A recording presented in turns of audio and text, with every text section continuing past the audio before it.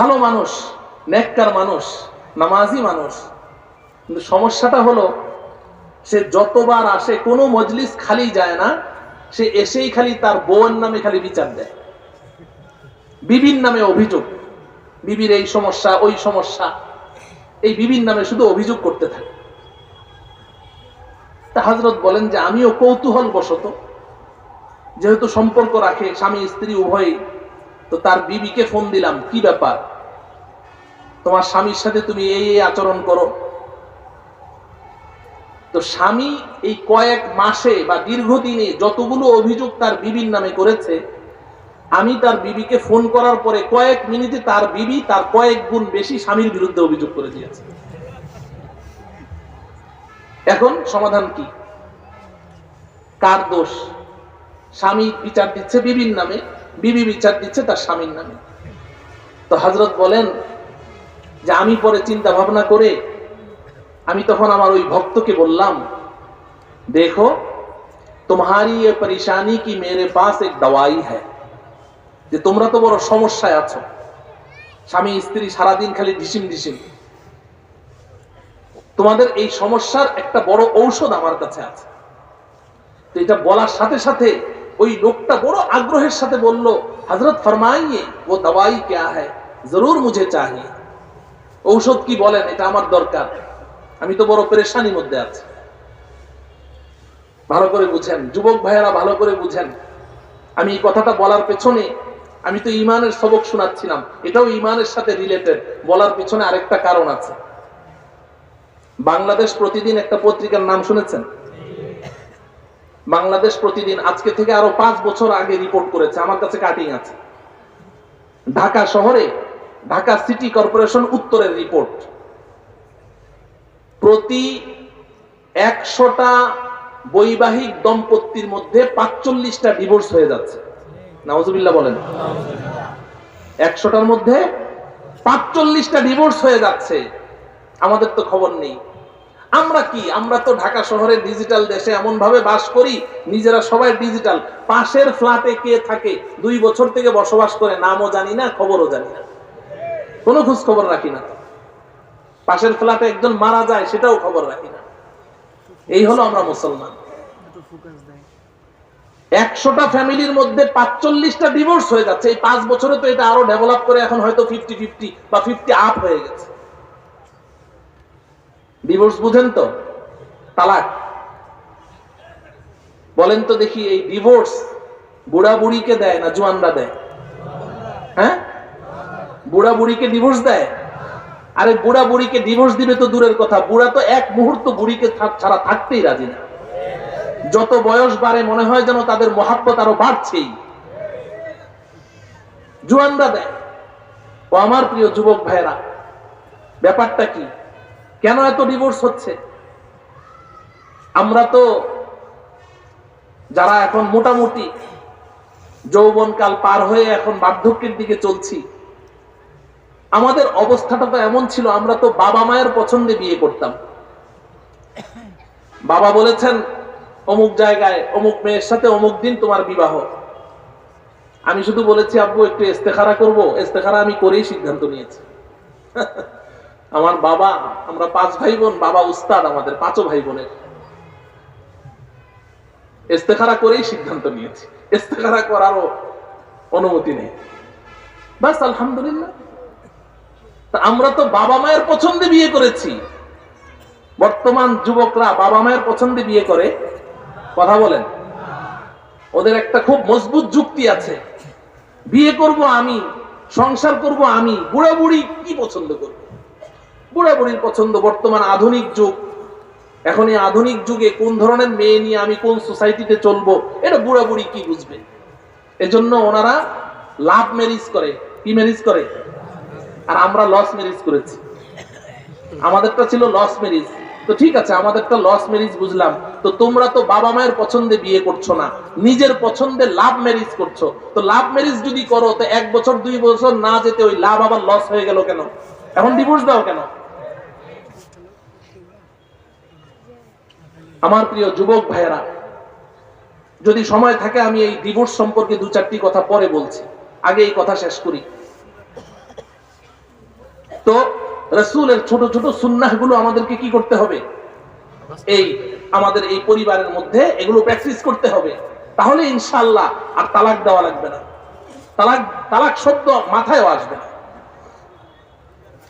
তো হযরত বলছেন যে আমি তখন ওই তাকে বললাম, তোমারি ये परेशानी की मेरे पास एक दवाई है, আমার কাছে ঔষধ আছে। তো সে খুব আগ্রহ ভরে কি বলল, হযরত জরুর ফরমাইয়ে, हमें तो वही दवाई चाहिए, বলেন আমার তো ওই ঔষধ দরকার। তো হযরত বলছেন, आज जब घर जाओगे और खाने को बैठोगे तो एक लुकमा खाना उनके मुंह में डाल देना। আজকে যখন ঘরে যাবে, রাতের বেলা খেতে বসবে, তো এক লোকমা খাবার তোমার বিবির মুখে দিয়ে দিবে। সহজ না কঠিন? সহজ না কঠিন? কিন্তু ওই বেটার সাথে সাথে কি জবাব দেয় জানেন? হযরত বলছেন যে এই কথা বলা মাত্রই সে জবাব দিচ্ছে, হযরত ये काम मुझसे होने का नहीं है, এটা আমার দ্বারা সম্ভব না। কেন? জীবনে কোনোদিন করেনি তো, আবার প্রতিদিন চলছে ফাইট, এর মধ্যে আবার এক লোকমা খাবার, সর্বনাশ। সে বলছে, হযরত ये काम मुझसे होने का नहीं है।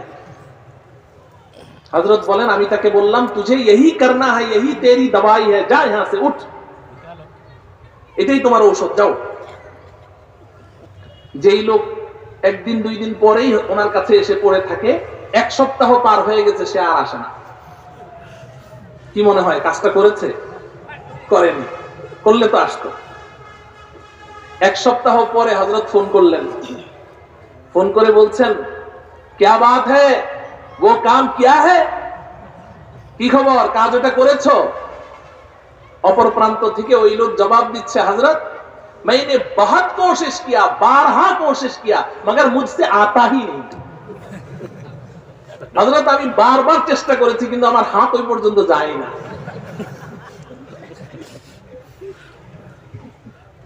হযরত তখন খুব রাগের সাথে বললেন, आज ही तुझे ये काम करना है और करके मुझे फोन करना, আজকেই করবে, করে আমাকে ফোন দিবে।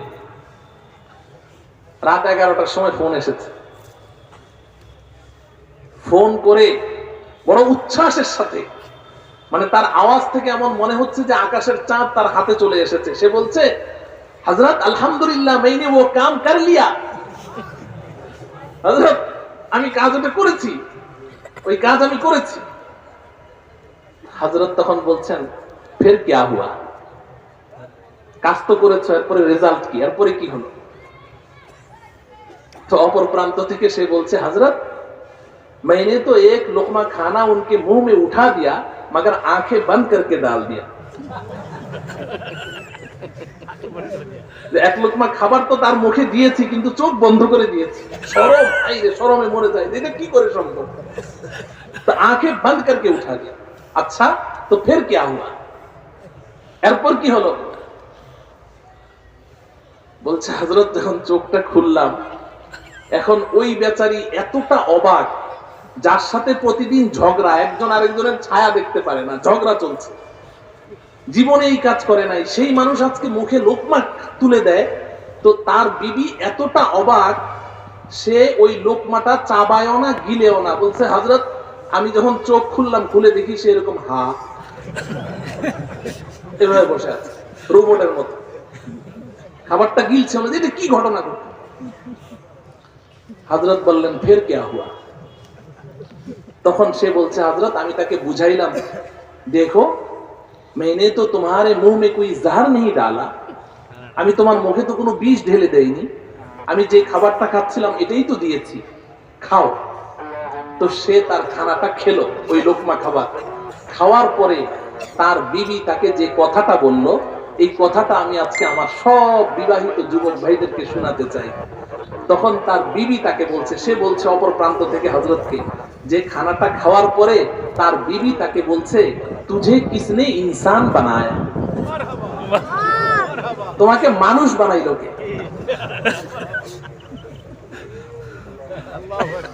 আমার প্রিয় ভাইয়েরা, কি বুঝলেন? ছোট্ট একটা সুন্নাহ, কিন্তু এই যে বিবি এক লোকমা খাবার মুখে খেয়ে সে যে কথাটা বললো, মারাত্মক কথা, তোমাকে মানুষ বানাই লোকে, তখন ওই ব্যক্তি সাথে সাথে বলল, মৌলভী তারেক জামিল ने मुझे इंसान बनाया, তারেক জামিল আমাকে মানুষ বানিয়েছে। কিন্তু এই এক লোকমা খাবার দেওয়ার পরে তার বিবি যে মন্তব্যটা করেছে, বলেন বেজার হয়ে করেছে না খুশি হয়ে? খালি খুশি না তো, খুশিতে আত্মহারা, যে হলোটা কি আজকে এই একটা লোকমা খাবার। আজকে আমরা নবীজির এই সুন্নাহগুলো প্র্যাকটিস করছি না।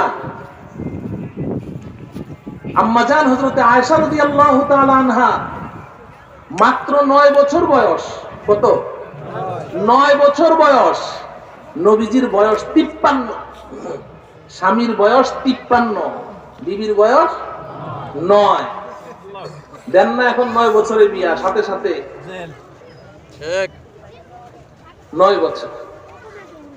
আপনি যত বড় হ্যান্ডসাম যুবক হন, যত সুদর্শন হন, যত পয়সার মালিক হন, অর্থবিত্তের মালিক হন, বয়স যদি আপনার 53 হয়, 9 বছরের একটা মেয়েকে ঘরে একদিনের বেশি 2 দিন রাখতে পারবেন? পারবেন নাকি? থাকবে নাকি? কিন্তু আম্মাজান হযরতে আয়েশার কোনো অভিযোগ ছিল না, কোনো অবজেকশন ছিল না। আরে অভিযোগ তো দূরের কথা, অভিযোগ তো দূরের কথা।